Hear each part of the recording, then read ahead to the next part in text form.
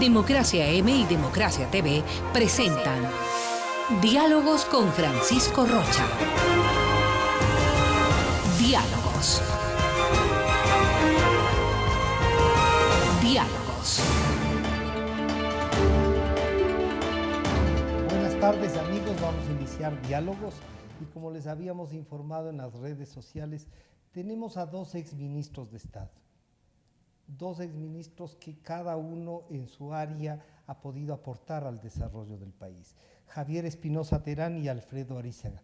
A los dos les hemos invitado por sus preocupaciones en el tema petrolero y les hemos planteado el tema de el futuro del petróleo en el Ecuador, qué debemos hacer, qué es lo más urgente que debemos hacer y claro, vamos a analizar entonces cómo está el estado de la industria petrolera en el Ecuador. Quiero saludar a Manavisión y a TV Color, que nos siguen, a nuestros amigos de la 920 AM también. Muchísimas gracias. Bienvenidos, señores. Gracias por acompañarnos. Gracias. Javier, usted diría el estado en el que hemos quedado en el tema petrolero. Una refinería sobre la que hemos pagado 2.000 y pico de millones de dólares para una reparación que no existe, o por lo menos no terminamos de encontrarla. Una refinería que está en la imaginación del gobierno anterior, pero que es un terreno aplanado, ¿no es cierto? Y uno piensa y dice, tanta plata, ¿qué hacemos o cómo ve usted este momento el sector petrolero? Bienvenido, buenas tardes. Gracias, Francisco, muy amable. Yo le veo en decadencia, en varias áreas. No solamente al de refinación, al que usted se acaba de referir, sino también en el de producción y sobre todo en el de exploración. ¿Ese parece que es inexistente? Recordemos que en el año 1984 el país tenía 860 millones de barriles de reservas probadas y producía 200.000 barriles diarios. Pasaron 4 años y esas reservas más que se duplicaron, llegaron a 1.700. Llegamos a tener 1.700 millones de barriles de reservas probadas. Y posteriormente, con la gran apertura que el gobierno de Febres Cordero dio a la exploración, el país ha llegado a tener este momento entre 3.000 y 3.500 millones de barriles de reserva. Aunque por alguna razón que desconozco, la OPEC le pone como un país que tiene 8.000 millones de barriles de reserva. No sabría decir dónde están. Capaz que la OPEP sí tiene la razón y saben la verdad. Eso puede ser. Sí. El asunto es que durante los últimos 12 años, 15 años, se ha venido produciendo continuamente a un ritmo de 500.000 barriles por día. Y no ha variado. No ha variado, pero sí ha variado ciertos campos. Y esto quizás, desde mi punto de vista, es lo más grave. Los campos tradicionales que producían petróleo en el Ecuador y que estaban en el orden de los 500.000 barriles diarios, se han derrumbado y han bajado su producción en los últimos 5 o 6 años 70 o 80.000 barriles diarios. Ha sido reemplazado la producción total por el ITT. Por eso es que nosotros tenemos... No se siente en la baja de la producción de los otros pozos. Exactamente. O sea, que hay una ficción de... El ITT lo que hizo es cubrir lo que dejaron de producir. Entonces, durante estos 12 o 15 años, no ha habido programas de exploración. Cuesta la exploración, es un riesgo la exploración. Pero país que no realiza exploración no es petrolero. Tiene su vida a corto plazo contada. Y esto ha sucedido y está sucediendo en el Ecuador y esto hay que subsanarlo. Es posible hacerlo. Y ahí vendría la otra visión. Alfredo, bienvenido, buenas tardes. En cambio, el tema de recursos. La economía ecuatoriana depende en gran medida del precio del petróleo, unas veces en buena forma, otras en mala, y otras podríamos ir en pésima porque los buenos precios se han malgastado y no se ha hecho una inversión en el país. Ustedes, y tú especialmente, tenías un precio del barril de petróleo como de $7, me parece, por ahí, ¿no? Y era un país distinto. Que parecería que sí avanzó. ¿Cómo repercute en cambio esto que Javier nos plantea económicamente?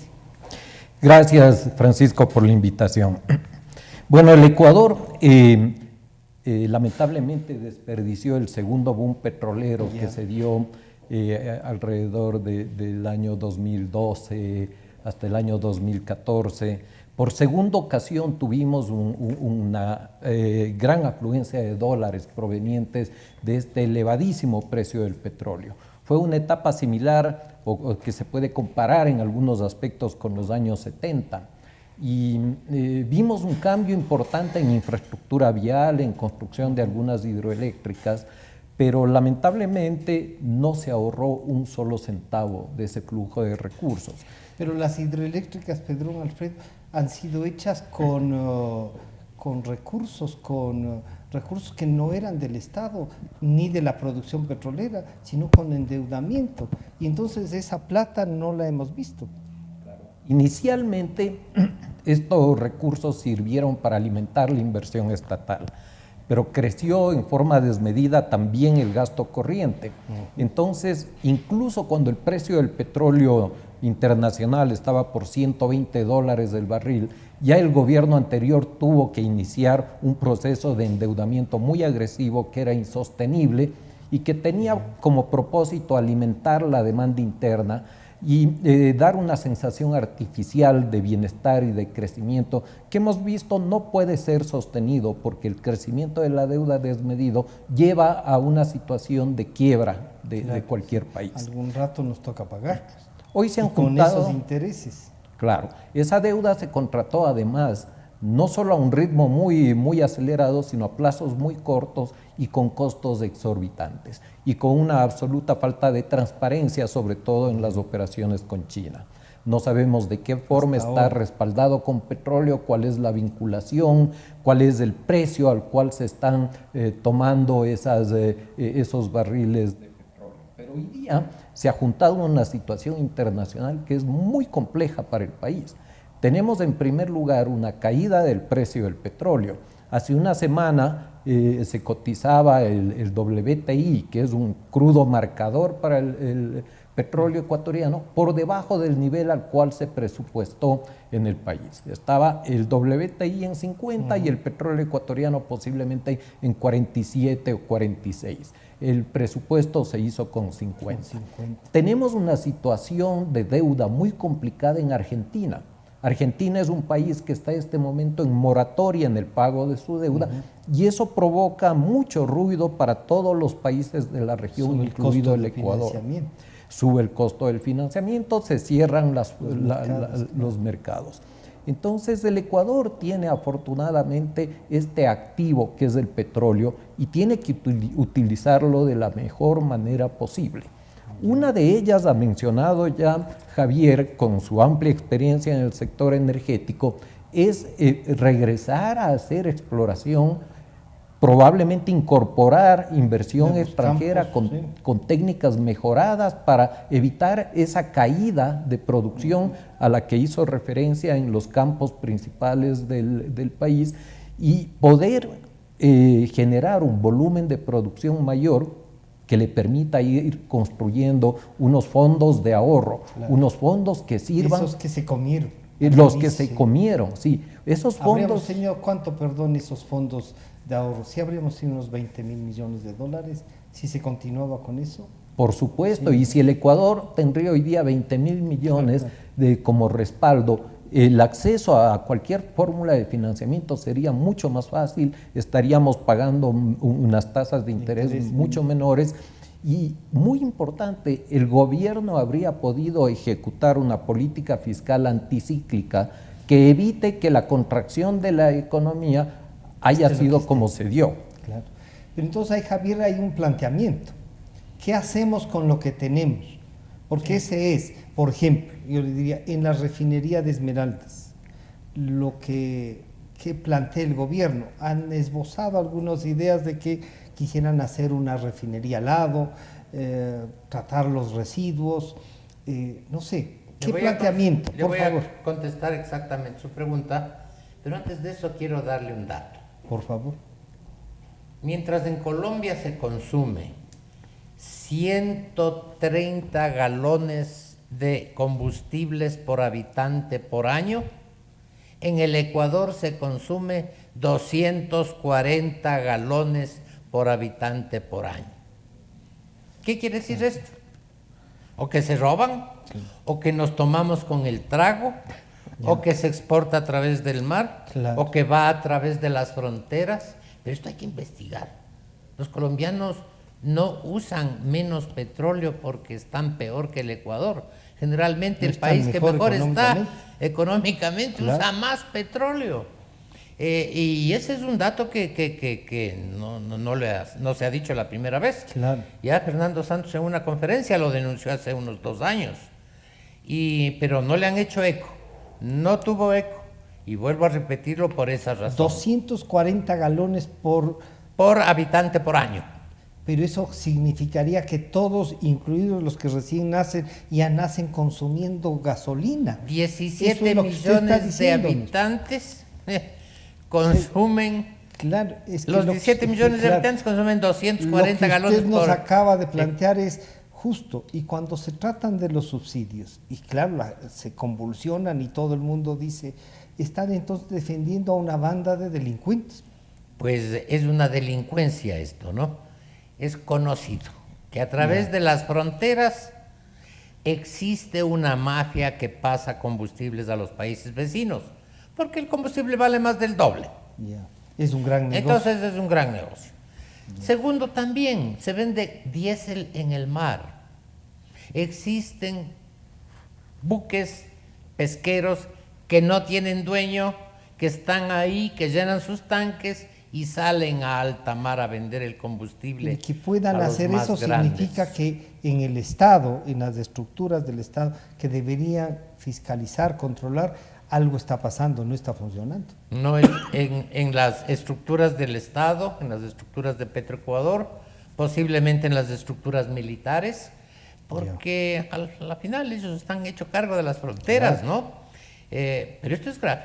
Esto es grave y eso hay que estudiar a dónde va el petróleo, el combustible. ¿Quién está beneficiándose de eso, no?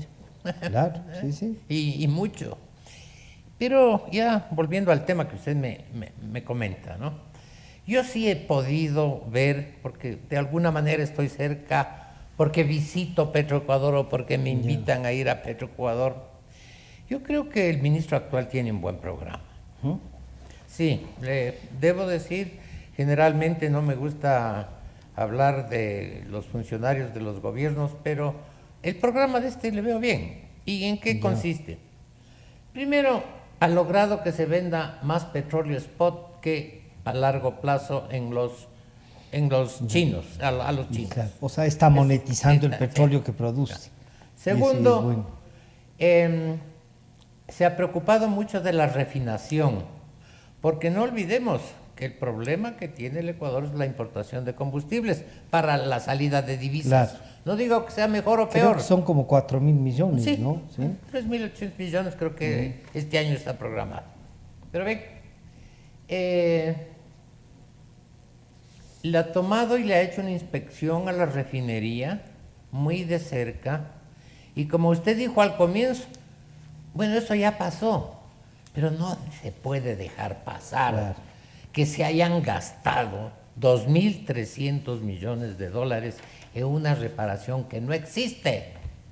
Y que además en una reparación que a valor presente, según unos datos que le pedí al doctor que me dé haciendo, porque yo le di los datos de los costos originales, eso cuesta 1.400 millones de dólares. Tendríamos que, ese sería como pasivo del 1.400.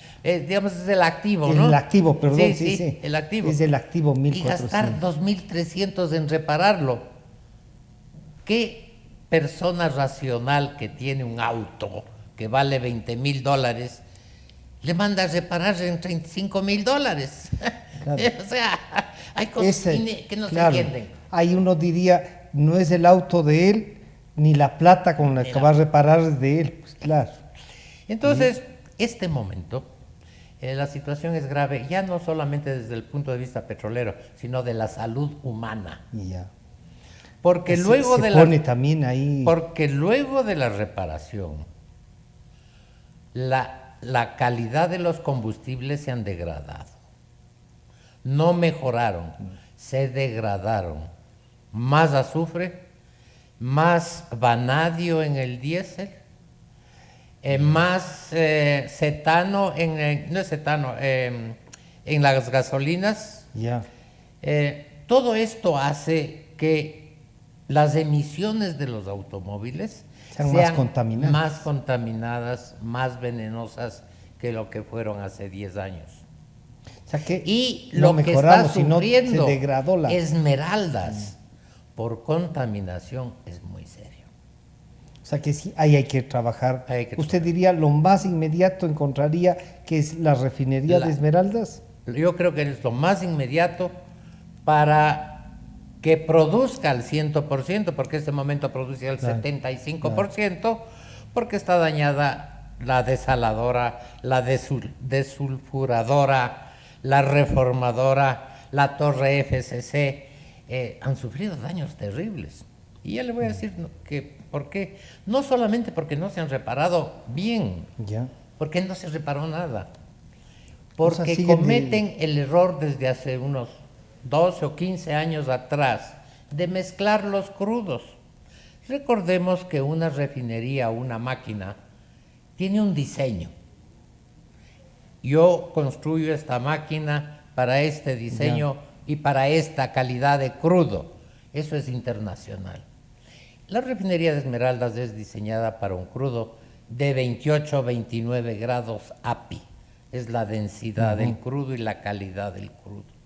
En el Ecuador tenemos unos 180,000 barriles de esta calidad de crudo, que deberían bombearse solo por el SOTE.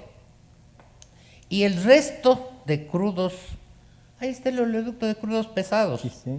Pero esos ahorros nacionalistas, ¿por qué le vamos a pagar una tarifa a los privados por sacar nuestro crudo pesado por ahí?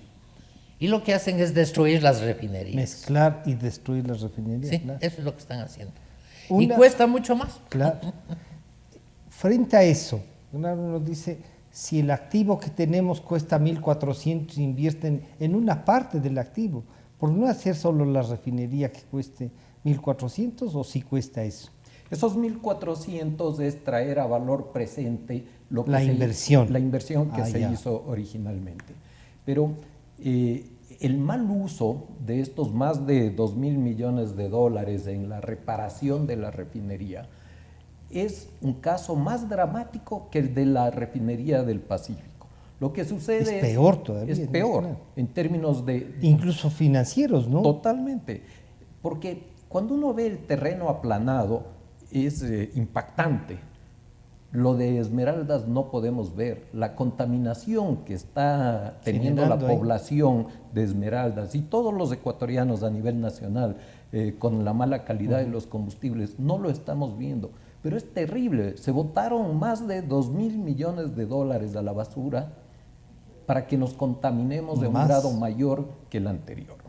Ahora, en la situación económica de fragilidad que estamos enfrentando... Peor con la baja del precio. Así es. Tenemos que empezar a afilar el lápiz para sacar ingresos en forma más inteligente, para aprovechar mejor los recursos naturales que tenemos.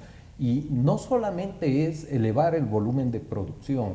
Si hacemos un mejor proceso de refinación, posiblemente entregando la operación de la refinería a un inversionista privado para que el Estado no sea el que siga metiendo dinero, posiblemente logremos generar unos 500 o 600 millones de dólares adicionales de ingresos para el Estado. 500 millones. O 500 o 600 millones adicionales, porque el nivel ¿En virtud de qué sería ese cálculo, Alfredo? el nivel de eficiencia al que está trabajando la refinería. Del 75 pasar al 100%. Pasar al y mejores 95%. al 95%. Y poder sacar productos de mejor calidad que eviten que tengamos que importar gasolina de alto octanaje para mezclarle con la basura que está saliendo de Esmeraldas. Bajamos las importaciones, mejoramos la producción, por lo tanto ganamos por dos lados, sería. Así es. Y adicionalmente, muy importante, tal vez en primer lugar, dejamos de envenenar a la gente. Y esa sería una... Pero, usted me preguntaba, Sí. bueno, ¿qué está haciendo Petroecuador? Claro. Bueno, lo primero es la reparación, pero paralelamente ha trabajado en un proyecto interesante, que es construir una pequeña refinería de 60,000 barriles, Ya. que va a operar no con crudo, sino con los residuos de las refinerías nacionales. Ahí viene la optimización también, entonces. Traer los 20,000 barriles de De La residuos. Libertad y los 40,000 barriles Del Oriente. no, de aquí mismo de Esmeraldas. Esmeraldas, allá, lo que produce la propia Exacto, refinería. que eso se lo vende barato, no lo venden barato. Y pasarlo a estas nuevas tecnologías de alta conversión, y eso se va a convertir, esos 60,000 barriles de residuo, en 56,000 barriles de productos limpios, diésel, gasolina, gas, lo que se necesita. evita la Eso va a contaminación. ser el ingreso adicional, además, que nos está hablando el doctor Arizaga, Alfredo. Y Pero, además, ¿qué necesitamos entonces para que... en los que yo he podido ver y conversar con esta gente, todos los combustibles de la refinería vieja y nueva van a salir a normas de Euro 5. Es factible. Es factible. Pero ¿qué tenemos que hacer entonces? Tenemos- Si le han consultado y ha conversado. Sí. Porque a veces lo que uno percibe en el sector petrolero, ni el ministro y peor el gerente no les gusta informar. Y claro, y cuando se quedan ahí un poco callados, dice, algo está pasando, pero ustedes que hacen el seguimiento que tienen, nos ayudan a entender que están. Exacto. Sabemos que los términos Cuéntenos en qué están. Sabemos que los términos de referencia Ya están. para la reparación y la nueva refinería están hechos, escritos y firmados en manos del ministro, esperando a que llame a la licitación. Ya. Están 2 meses allá. Pero, Entonces algo está pasando, ¿verdad? Algo está pasando, sí, Lo claro. que pasa es que existe una traba. Tienen que reunirse 6 ministros para aprobar. Tienen que reunirse otro grupo de altos. Y tienen por último que obtener una autorización del presidente de la República. Bueno. Así nos dejaron las leyes hechas. Ya. Y estamos fregados. Pero el ministro ¿Tiene que? dijo recién, lo dijo, no son mis palabras.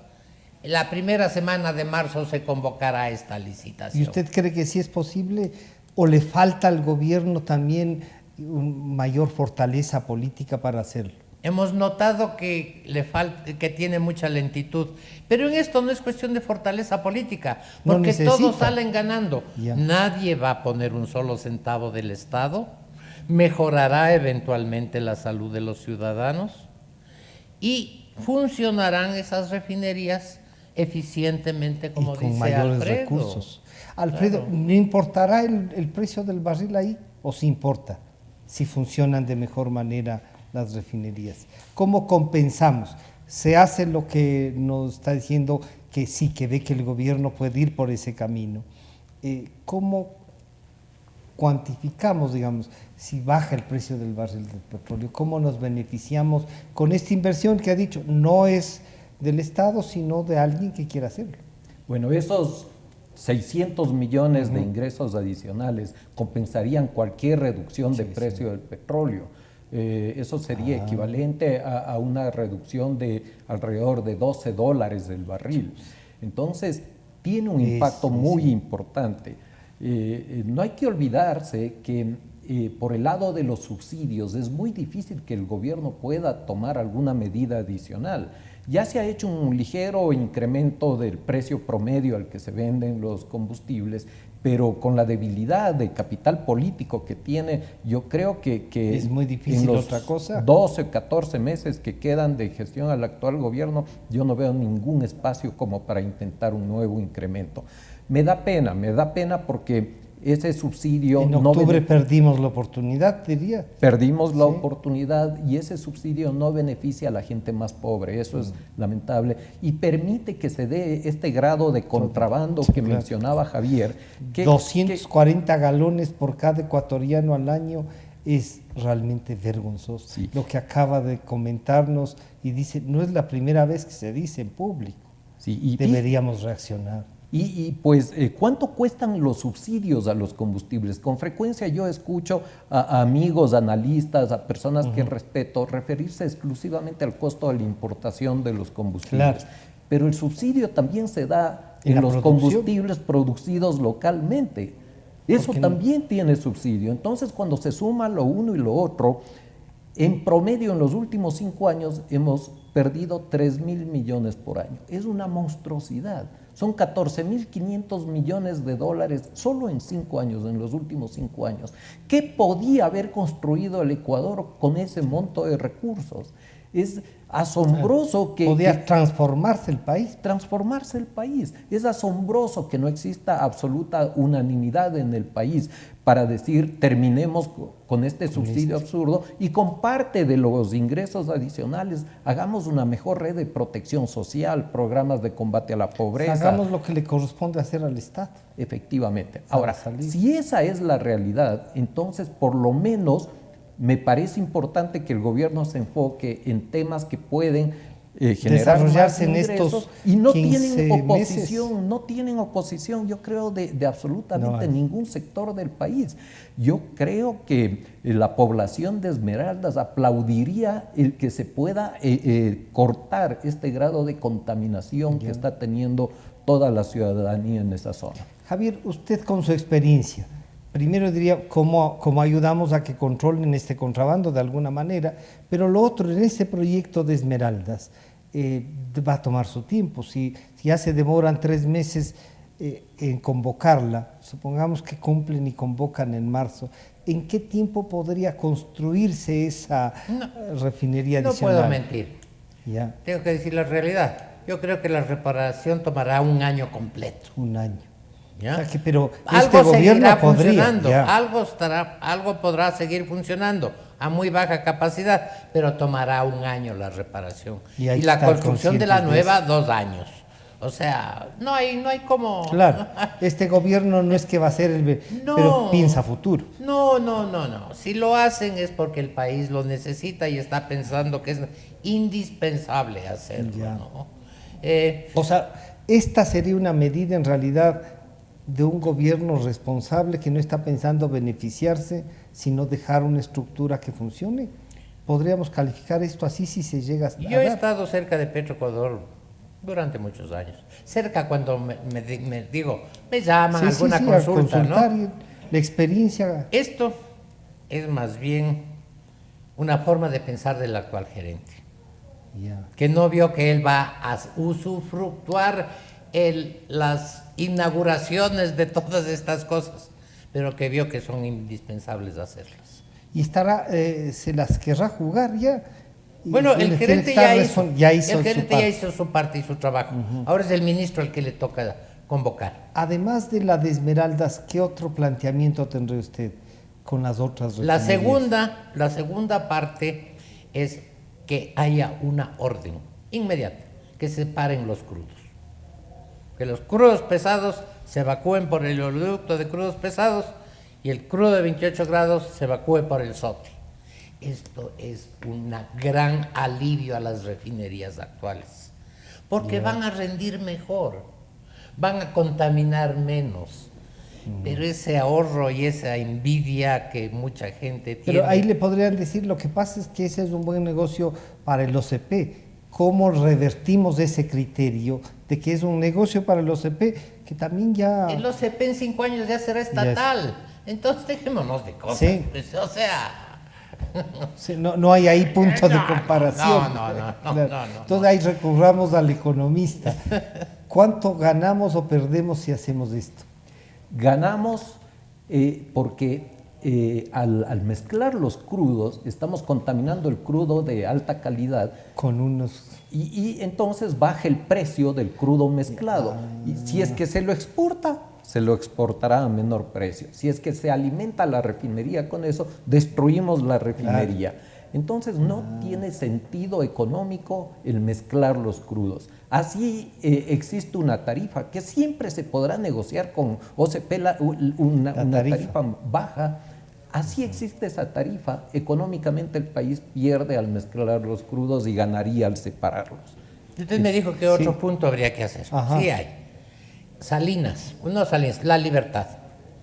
Ese es un segundo paso.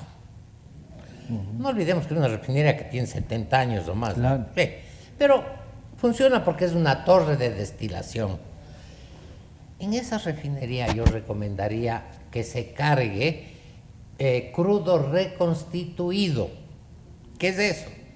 El crudo nuestro mezclado con un poco de diésel va a producir muchísimo más derivados de lo que está produciendo en la actualidad. Eso ya se hizo hace 50 años y fue un gran resultado, sino que la política ha dicho no, solo usemos lo nuestro. Claro, pero, hay entonces y hay que hacer una pequeña reparación, también. no es muy costosa, sí hay que repararla porque es antigua. ¿Y eso puede pero alguien financiar esa reparación? sí, hay gente muy interesada, hay gente muy interesada. Cuando hablamos, Alfredo, de las inversiones y eso, y dicen, hay que darles garantías jurídicas para que venga la inversión. Yo estaba revisando a propósito de cuándo han venido las inversiones. En el sector petrolero sí, y lo del OCP fue una cosa, digamos, ¿no? Ahí, y tuvimos resultados en economía, y por lo menos viendo las estadísticas, los mejores resultados. Pero entonces no es solamente un tema jurídico, sino la posibilidad de hacer negocios, porque eso es... Bueno, es que ningún inversionista pone su dinero para perder. Claro. O para que le quiten el activo en el cual ha hundido su inversión. Vean lo que está pasando hoy día en el sector minero. Tenemos ya una empresa minera que originalmente fue canadiense, esta fue vendida a una empresa china, está paralizada la operación y está demandando al país por $600 millones. ¿Quién va a venir a invertir en el Ecuador Sí, si los que ya están en el Ecuador están involucrados en este tipo de episodios? Durante el gobierno anterior hubo 3 o 4 situaciones en las cuales los inversionistas se sintieron maltratados y establecieron procesos judiciales en contra del país. Y que nos han ganado todo. Que nos ganan, que nos cuestan. Y que destruyen la posibilidad de atraer inversión. Ahora, no nos debemos olvidar de algo. El petróleo o la minería es un activo que tiene el país. Si es que administramos mal ese activo y no construimos con lo que genera el petróleo y la minería infraestructura que sea productiva, que esté bien hecha, que nos dé rentabilidad. No con los problemas constructivos que hemos visto en los últimos años y que sea contratada. Que no se repite el Pascuales Cuenca. Exacto. Que sea contratado a precios razonables. Si hacemos eso, el país gana. Pero si es que desperdiciamos en gasto de mala calidad o en gasto corriente o en subsidios como lo estamos viendo, equivale a una familia que vende una hacienda que ha heredado y que se come. A los pocos años el país no tendrá esos activos, esos recursos naturales y no habrá construido la infraestructura que necesita para desarrollarse. Javier, en esta perspectiva, el Ecuador debería entonces tener un plan emergente respecto a la industria petrolera, ¿no es cierto? Yo creo que se debe hacer. Estamos en emergencia, pero hay que hacer las cosas. Claro. Ideas le sobra, pero no hay la gente que ejecute. Y el político en nuestro medio tiene miedo de ejecutar o tomar una decisión con segundas intenciones. Lamento decirlo, pero a eso nos ha llevado 10 años de dictadura. Correísta, ¿no? Que le deja con temor a la gente, no solo de participar, de estar, sino además de tomar decisiones. Y entonces Hay muchas obras, ¿no?, que se pueden mencionar. Acaba de mencionar usted mismo el poliducto que se está hundiendo. No se olvide que ya se hundió la planta de gas en Machala, Claro. que gastaron 60 millones, Y pero, no se pero se construyó sin fundamentos, sin bases. Sin bases, sí. Y se hundió. Y después la famosa Monteverde, También. que está trabajando al 10 o al 15% de su capacidad para no pagar, y se construyó en 600 millones para no pagar el almacenamiento flotante que costaba $3 millones al año. Porque eso somos nacionalistas. ¿Por qué le vamos a dar para pagar a un extranjero 3 millones al año? Y nos lanzamos. Si podemos gastar 600. Y podemos gastar 600. Claro, al sí, 4% de interés, se da cuenta lo que Claro. nos produciría. Pudiéramos tener 10 almacenamientos Pero flotantes. por ejemplo, pero hay que darle una mano y resolver lo de Monteverde. Y la Armada debería, bueno, no la Armada, los oficiales estaban al mando, deberían responder por eso, ¿no? Es grave, ¿no? Porque de Monteverde nunca se supo cuál fue el resultado de la fiscalización. Yo sí sé, no lo puedo decir, pero eso fue una barbaridad. Cogieron Sí. ¿cómo se llama? ¿Y quién se guardó la información? ¿Usted diría el contralor anterior? No, Este que está prófugo. eso, los mismos, ellos eran los fiscalizadores, los constructores y los los diseñadores beneficiarios. y los beneficiarios. Y cuando fue el ingeniero de la empresa tal a entregar su informe para el cual fue contratado, cogieron, leyeron, le rompieron y le dijeron: no te vamos a pagar. Así procedieron los marinos. Y este ingeniero no pasó a demandarles algo. No se puede callar uno esto. Bueno, Es difícil en un país donde había dictadura, digamos. Claro. donde pero- Petroecuador estaba manejado por marinos y la obra estaba siendo construida por marinos. Grave, ¿no? Es muy grave. Yo creo que eventualmente eso se usará para guardar petróleo, como almacenamiento, un desperdicio, porque un tanque de almacenamiento de petróleo cuesta la 10ª parte de una esfera de gas, ¿no? Ya. Pero, y usted diría, ¿y no se puede reactivar o darle vida a esto para que cumpla? En el país hay la tendencia de que más bien usemos la electricidad, Ya. porque tenemos sobredimensionado. Tenemos La el producción. doble de instalación que lo que se consume. Entonces, el Estado quiere empujar que se Bueno, ahí consuma vinieron menos las- gas y que se consuma más electricidad. Ya. Y eso ya lo hizo el gobierno pasado, Claro, con que las construyó cocinas. las esferas y encima de eso dijo: no usarán el gas. Claro, se invirtió, todo era negocio. Alfredo, siempre se discute esto del cambio de una política económica extractivista a una política que ha sido más natural, más de producciones. La dependencia, que siempre fue un reto, ¿no?, de la economía ecuatoriana del petróleo, no ha cambiado. Seguimos más bien, se bajó un poco y ahora se ha regresado a niveles que ya pensamos que no se iba a volver. ¿Qué hacer económicamente en esto? ¿Qué política petrolera, minera, que ya que tú has topado eso, podemos volver a topar? Bueno, yo creo que hay ejemplos muy buenos a los cuales podemos referirnos. Si uno mira el desarrollo de Noruega, por ejemplo, no es que dejó enterrado el petróleo, lo que hizo fue tomar esos recursos, explotar en forma correcta en términos ambientales. Entonces, cumpliendo la normativa que es alta, ¿no? Ahora. Así es. Y entonces generó un fondo de ahorro con los recursos de exportaciones petroleras que le ha permitido hoy día ser el país con mejor calidad de vida en el mundo. Y hoy día el petróleo ya no es significativo dentro del conjunto de actividades. Un segundo ejemplo es Canadá y en especial la provincia de Alberta, en donde ha sucedido algo similar, al punto que cuando el precio del petróleo tiene estos incrementos que son poco predecibles y que no van a durar mucho en el tiempo, lo que hace la provincia de Alberta es devolverle impuestos a todos los ciudadanos. Gira un cheque el Ministerio de Finanzas y le llega por correo a cada persona que tiene registrado en el Servicio de Rentas Internas su actividad y le devuelven parte de ese exceso de recursos.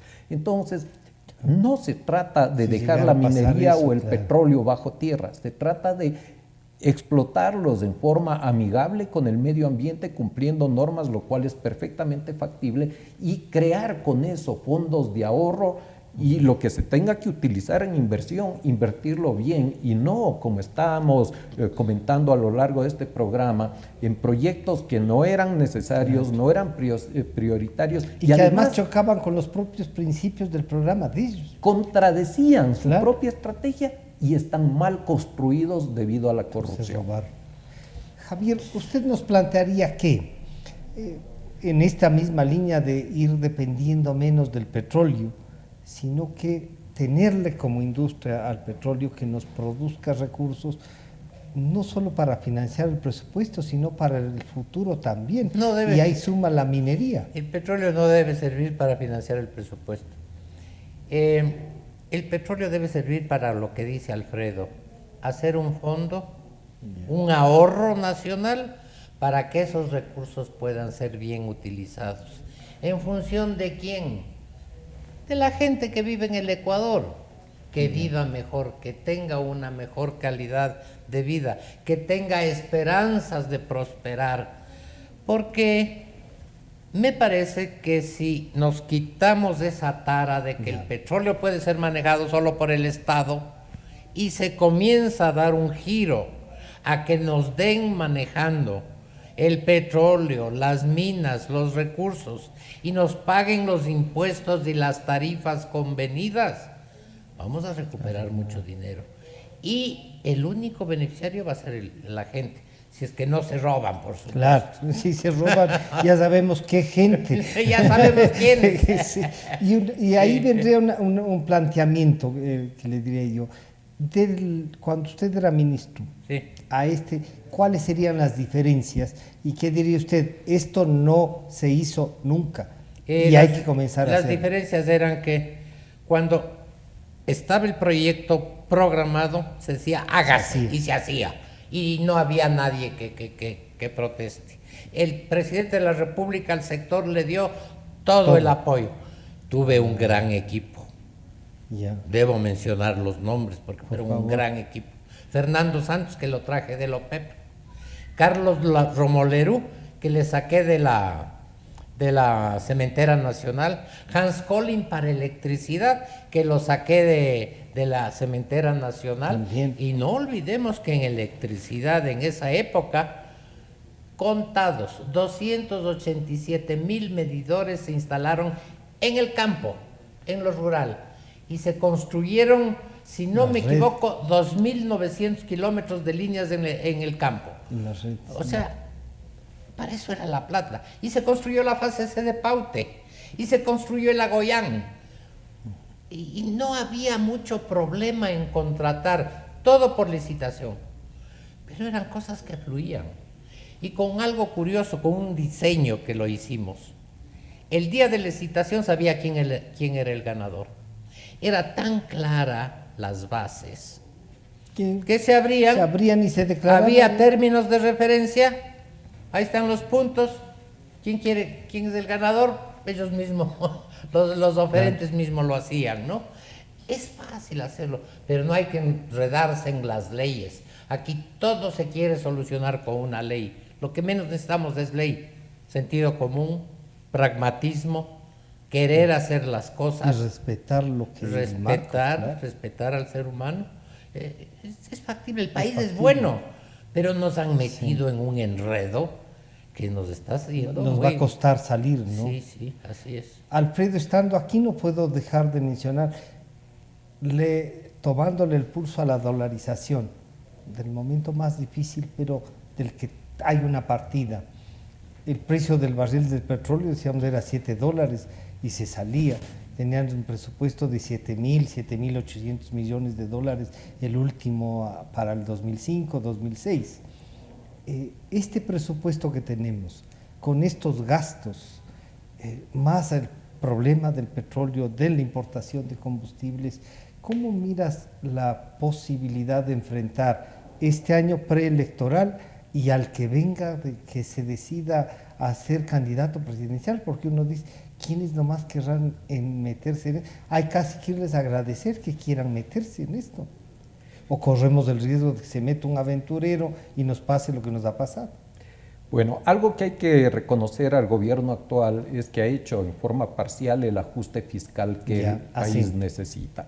Lo ha hecho con mayor intensidad en lo que se denomina inversión pública, pero que no todo es inversión productiva.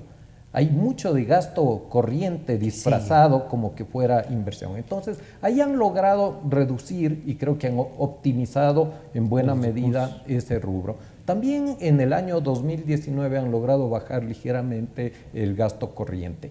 El presente año van a tener que hacer un esfuerzo adicional porque de lo contrario se nos puede complicar el acuerdo con el Fondo Monetario. El año 2019 no se cumplieron las metas comprometidas y el Ecuador tiene que renegociar ese programa, pero el Fondo Monetario tendrá flexibilidad hasta cierto punto. En virtud de las cosas que hagan también. Así es.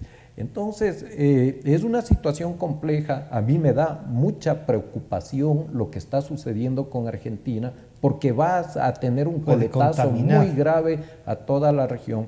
Y a nivel internacional, el Ecuador es un país muy chiquito, entonces los analistas, los bancos de inversión no se detienen y no le dedican mucho tiempo a analizar el país. Lo que se ve es, Argentina tiene un acuerdo con el fondo, Ecuador tiene un acuerdo con el fondo. Argentina tiene problemas de levantar financiamiento externo, Ecuador tiene...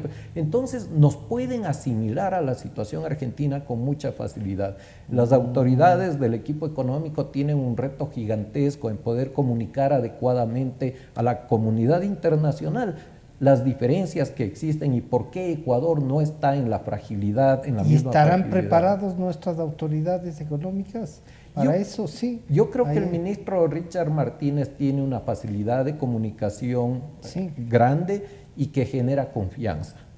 Creo que se le ve como una persona seria, una persona transparente, y hay que aprovechar eso, pero el comunicar y el poder dejar esto en los actores del mercado financiero internacional requiere un esfuerzo muy grande y tendrán que hacerlo, o de lo contrario el coletazo va a ser más fuerte que de otra manera. Se nos está yendo el tiempo, casi se termina, diría yo. Esta política coordinada con estas dificultades que hay que hacer, la política petrolera, si se enrumba con lo que usted ha recomendado, Javier, hagan esto en Esmeraldas, hagan esto en La Libertad, en los campos petroleros. Hay voluntad, usted decía, sí hay interesados, sí hay. ¿Qué hacemos para convocarlos que de interesados pasen a actuar? ¿Y qué hacemos para que el gobierno decida? Usted que les conoce, que le consultan, ojalá el gerente de Petroecuador diga, oigan, sí, ya me recomendó esto, tiene experiencia, le hagamos caso. Sí, es que no es solamente en este rubro. Los políticos deben quitarse la máscara. Los políticos deben quitarse una tara. Que colaborar con fuentes de financiamiento del exterior, con operación y conocimiento del exterior, es beneficioso. No para ellos, para la gente. La gente es por quien hay que trabajar. Esto yo todavía no entiendo. Yo he pasado en 2 gobiernos, he estado presente. Pero sí había esa cosa, ¿no? Bueno, caray, estamos con problemas, pero a ver, ¿cómo le solucionamos esto más a la gente? Y sí hay formas, y se puede hacer, pero hay que ser muy disciplinados. Eso nos falta mucho en el Ecuador. Generar una disciplina, pero ciudadanos también. Y ética. Y la juventud no veo que está creciendo así. No, pues porque le están enseñando que el modelo es tener éxito pisoteando a quien sea. Que el éxito es si es que mañana se puede comprar un 4x4, pasado un departamento, y claro, y que hay que llegar al Estado no para trabajar, sino para enriquecerse. No es propaganda para Nebot. Yeah. Pero ese señor cambió Guayaquil con la quinta parte de funcionarios y con el mismo presupuesto de Quito, con menos presupuesto que Quito. Y la ciudad cambió y el ciudadano se benefició. Si las cosas no hay que inventarlas, hay que tener sentido común, o hay que copiarlas donde han sido exitosas. No hay que tener vergüenza de eso. Digamos, si uno va a aplicar algo que tiene éxito, bien, y nosotros podemos en economía, Alfredo, aplicar algo de lo que se está haciendo en el resto del mundo. Ha sugerido algunas cosas que hay que hacer, pero alguien podría decir más medidas, más ajuste. No. El Fondo Monetario otra vez. Y claro, y les damos pábulo para que eso dice fondo monetaristas, como que eso es casi un delito. A ver, yo creo que el Ecuador se ha beneficiado en los últimos 20 años de un ancla muy poderosa que es la dolarización. Y eso ha beneficiado en forma muy clara a la gente y sobre todo a la gente de menores ingresos, cuyo poder de compra se ha mantenido 20 años. Y a pesar de que la economía está estancada, vemos que las condiciones de vida de la población no se han deteriorado en la misma forma en lo que sucedía cuando teníamos moneda propia. Hay una percepción de que los indicadores de empleo se han dañado muchísimo en el gobierno actual, y no es verdad. El gobierno actual tiene un problema de comunicación, no puede trasladar adecuadamente los análisis a la gente. El empleo adecuado está en el mismo nivel en el que dejó Correa cuando entregó el poder a Moreno. ¿Así? En el mismo nivel, no se ha deteriorado ni un punto porcentual. Lo que sucede es que entre el año 2014 y el año 2017, cuando fue el cambio de gobierno, ya el Ecuador había perdido 800,000 puestos de trabajo del sector formal.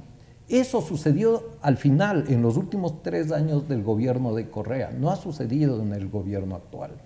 Ahora, ¿qué estamos sintiendo a nivel de indicadores económicos, más allá de la estabilidad que nos trajo la dolarización?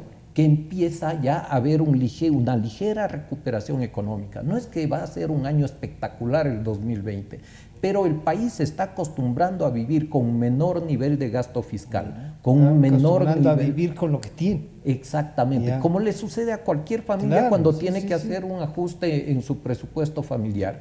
¿En qué tenemos que trabajar? En mejorar la competitividad, en facilitar la forma en que las empresas y los productores realizan su tarea, porque esa microregulación tan irracional que se introdujo en todas las ramas de actividad entorpecen y dificultan la producción, sobre todo de las pequeñas y medianas empresas. Hay un gran trabajo legislativo también, entonces. Sí, tenemos que destrabar eso. Exactamente, el trabajo es depurar eso y facilitar a que la gente pueda producir de mejor manera, no dedicándole 3 meses de su trabajo a cumplir normativa del SRI o de la, seguridad social, porque el microempresario es el mismo, el contador, el gerente, el mensajero, el que tiene que ir a hacer los trámites. Si es que limpiamos esa maraña de microregulación que no favorece a nadie, seguramente el país va a poder crecer a un mayor ritmo, generar más empleo y todos sentiremos que estamos en una mejor etapa. Esto se puede 14 cumplir. petroleros ecuatorianos presos en los Estados Unidos.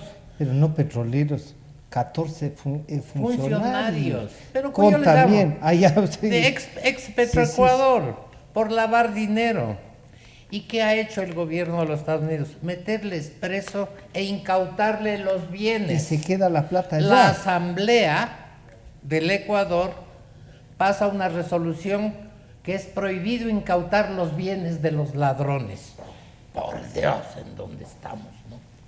Nos quedamos con esto. Yo quiero agradecer a Javier Espinosa Terán y a Alfredo Arízaga que nos han acompañado para analizar este tema petrolero. O sea, en medio de todo esto encontramos unas salidas, ¿no? Hay la posibilidad de, claro, de ejecutar esos proyectos y llevarlos adelante. Esperemos que las autoridades reciban esto con agrado, posibilidades de avanzar tenemos, y Alfredo generosamente, como no se puede esperar, digo, en otros profesionales, dice, oiga, sí están haciendo cosas bien, respaldemos. Y claro, y si va en la línea petrolera y aceptan lo que dice Javier Espinosa, hay pasos buenos que dar. Nos estamos encontrando la próxima semana. Este programa estará a disposición de ustedes a partir de las 3 de la tarde nuevamente, y saludos a Manavisión y a TV Color en el centro del país. Muchísimas gracias, gracias a ustedes. Gracias, Francisco. Gracias, Francisco. Sentimos lo que la gente siente.